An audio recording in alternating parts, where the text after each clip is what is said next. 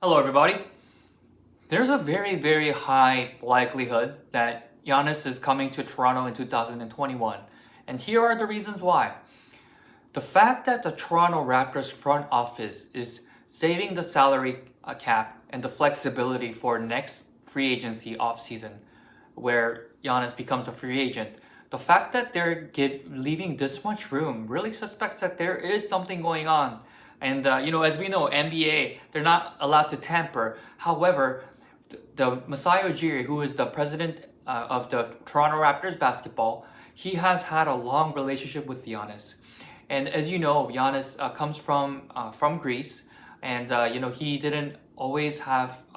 He had a very tough life as he was growing up, and Masai was really integral in Giannis, developing his basketball career. So think of it as like a mentor that you had when you were younger, who you greatly value in your heart. And free agency is a big decision in someone's life.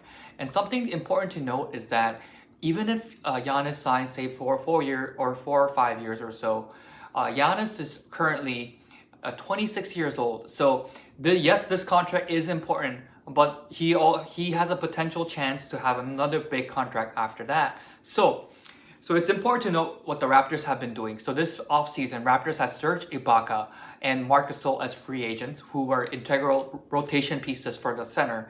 And Serge signed 2 years, 19 million. Something to note is that Raptors offered Serge 1 year, meaning that they wanted that flexibility for next free agency. And so did Marc Gasol. He also got a 2 year contract. Now Marc Gasol with the Lakers. Something important to note is that Raptors signed two key players to fill the center role.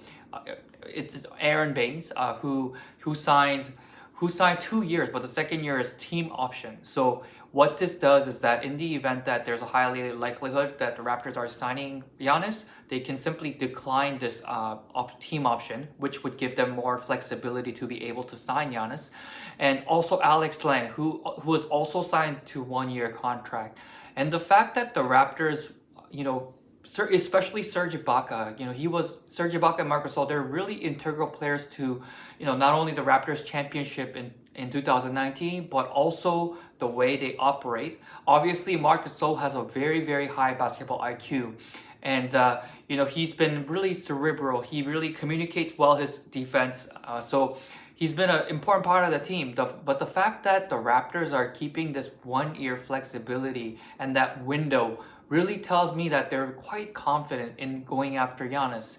And for next year, so what's important is that, it's possible that if Giannis wants to do a sign and trade, Raptors have the asset as Pascal Siakam, who can potentially be used as a trade piece. We saw with Masai, when Masai made that trade with Kawhi Leonard and DeMar DeRozan. DeMar was a very beloved player in Toronto. However, Masai felt that Kawhi gave the Raptors the best chance to win. So in the case where Raptors cannot outright sign Giannis as a free agent next year, I see a potential deal in which, whereas Milwaukee, if instead of losing Giannis for nothing, they can get another All-Star in Pascal Siakam. So that could be a potential sign and trade that could work. And now, with Giannis, obviously when he's picking the destination, currently, signing with the Milwaukee Bucks is a high likelihood. But we know that Giannis really wanted Bogdanovich to play alongside him, but that did not go through. Bogdanovich now signed with the Atlanta Hawks, so perhaps that is putting a little bit of a sour taste in Giannis's mouth. And perhaps if he's looking for somewhere else to join, then I can see Toronto as a very high likelihood area because Giannis knows how passionate the fans are and the relationship with Masai Ujiri as well. And Antetokounmpo knows that, the culture matters a lot, and the coaching system. And he knew firsthand how good of a coach Nick Nurse is.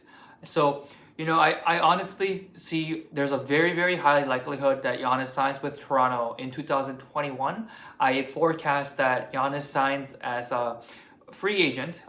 He may not get as much money as with the Bucks, But the fact that he can join Pascal Siakam, as well as Kyle Lowry, it's possible that Kyle Lowry may return on a lesser salary in a short-term basis. That's a possibility as well. So I can certainly see Giannis coming to Toronto, and this is a league, NBA, where you need the superstars to be able to win the championship. And sometimes one superstar is not enough. We saw LeBron. LeBron is an amazing player, top 2 of all time. But even LeBron needed superstars and all-stars along with him to win the championship. So Giannis, knowing this, Toronto is a great option with Pascal Siakam, OG Anunoby, Fred VanVleet, as well as Kyle Lowry, and an amazing coach. So honestly, I really foresee Giannis coming to Toronto, and that's going to be a great thing to see for the years to come as a Toronto Raptors fan.